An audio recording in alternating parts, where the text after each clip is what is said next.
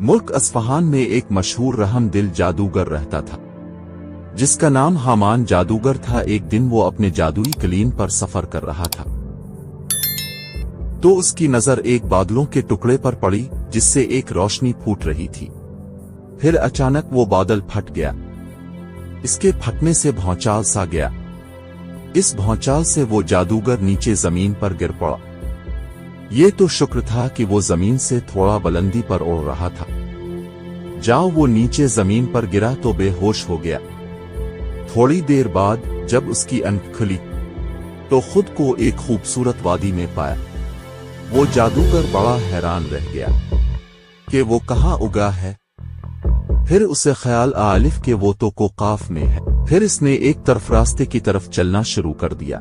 चलते चलते चलते रास्ते में उसे एक दो बड़े मनियार नजर अलिफी।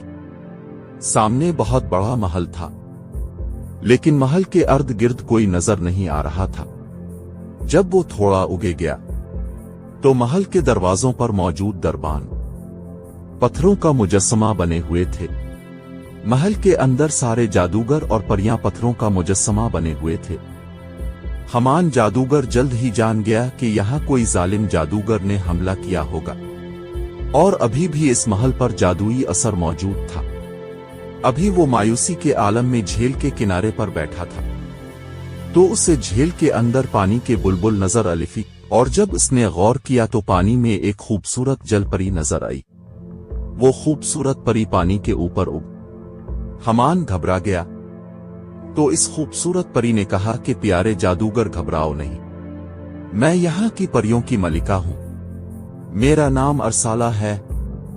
हामान ने पूछा क्या है परी, ये बताओ कि इसको काफ पर क्या मुसीबत उन पड़ी थी।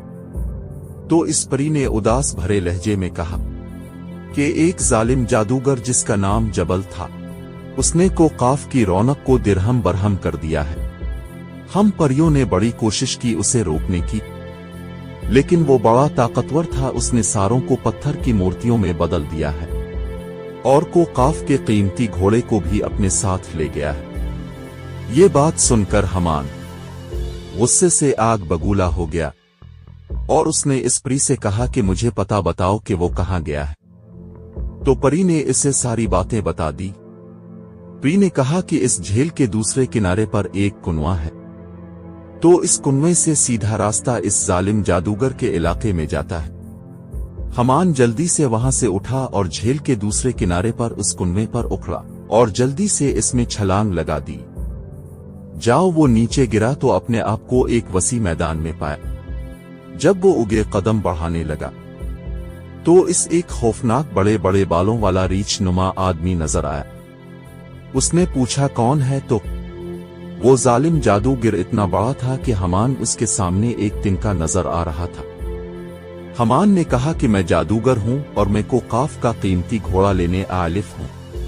ये सुनते ही जबल देवा जादूगर ने हामान को ऊपर उठा लिया और हामान को मारने के लिए मंत्र पढ़ना शुरू कर दिया। जैसे ही इसने मंत्र पढ़ना शुरू किया तो उसकी आंखों से काला धुआं निकलने लगा।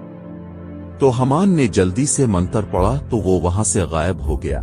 हामान ने फिर अपना जल्दी से खंजर निकाला और इस जबल देवा जादूगर पर हमला किया। हमला करते ही सब कुछ गायब हो गया। जब हामान को होश आया तो उसने अपने सामने वो सफेद घोड़ा देखा और उस पर सवार होकर कोई काफ की तरफ रवाना हो गया।